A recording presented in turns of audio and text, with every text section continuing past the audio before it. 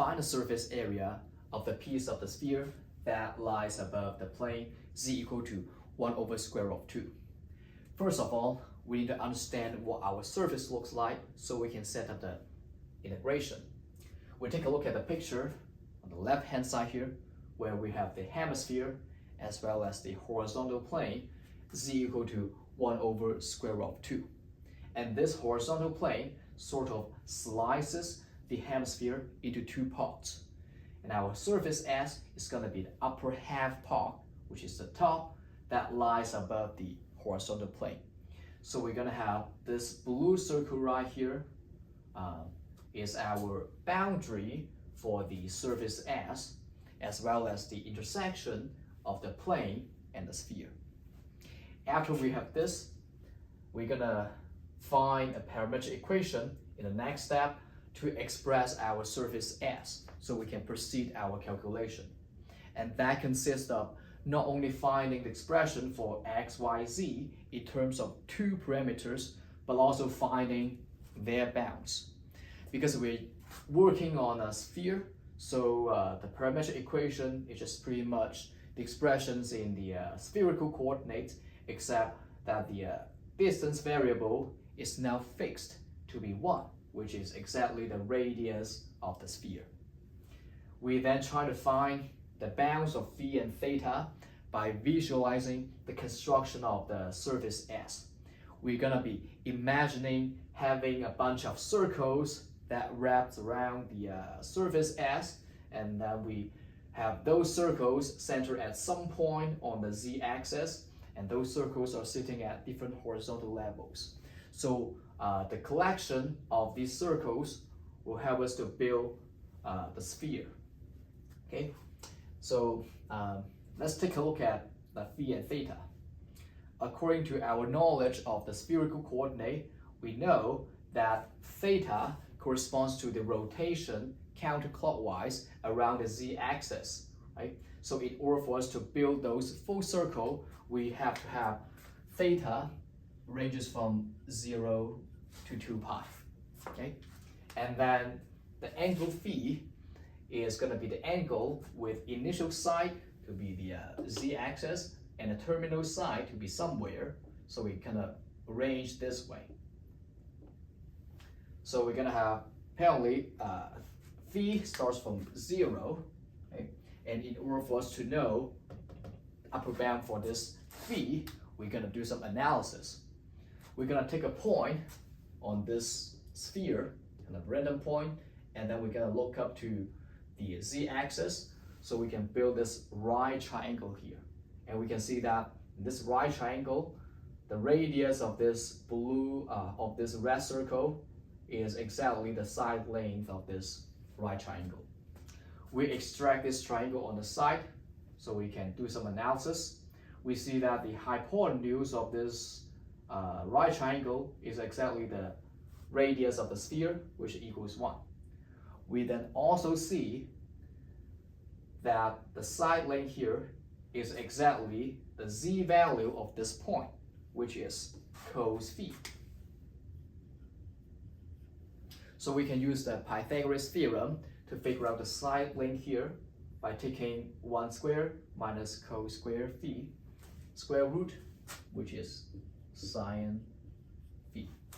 So now we're going to have this radius expressed as sine of phi, which we can also see in the expression of x, y here if you think about the polar coordinate, right? Because polar coordinate says s equals r cos phi, and then, r cos theta, and then y equals r sine theta. And the radius r is exactly, in this case, sine phi. Okay? So let's think about what happens when phi equals 0. When phi equals 0, we're going to have z equal to 1 times cos phi, which is cos 0, so that the z equal to 1. And then both x and y is going to have sine phi, which is sine 0, so that's going to take us to x equals y equals 0. So that's the point at the top, the vertex of this kind of a sphere, which is like a circle with the radius s. So what happens here is that we're gonna have a circle starting at the vertex of the sphere with radius 0, and then as the value of the phi increases, this point is gonna drop down, right? And then the radius is gonna increase because that's the sine theta, right? The sine phi. So what happened is that this point is gonna gradually turn into like a larger circle, and then the circle is gonna go down, and then finally reach this blue circle, and then stop.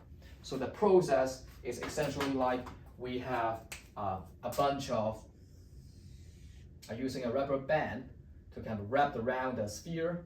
So it's gonna go this way, right, as we roll down the rubber band.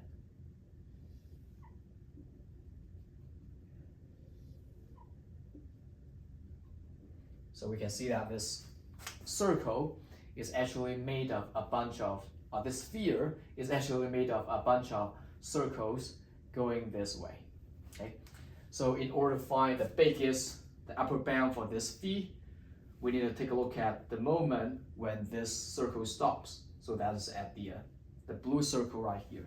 Okay? So we're gonna take a look at the blue circle, and then we see that we can form a right triangle like before. And then in this right triangle, we have, of course, the hypotenuse equal to 1.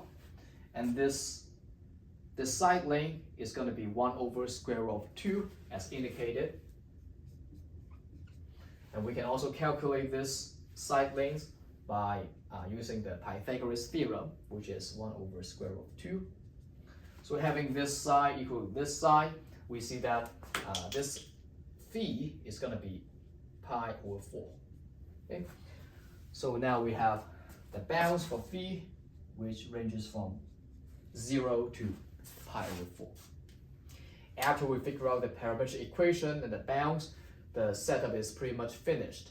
And the rest of all is just a process of calculation. We're gonna have the parametric equation expressed in this way, and then we're gonna calculate the partial derivative with respect to phi and theta, and also the cross product of these two vectors, because they're quite complicated for us to calculate, and then for the sake of time, I have written them out beforehand.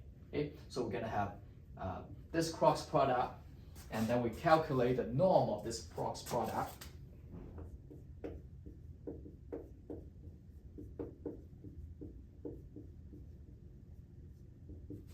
We see that this is a unit vector, right? So this is scalar.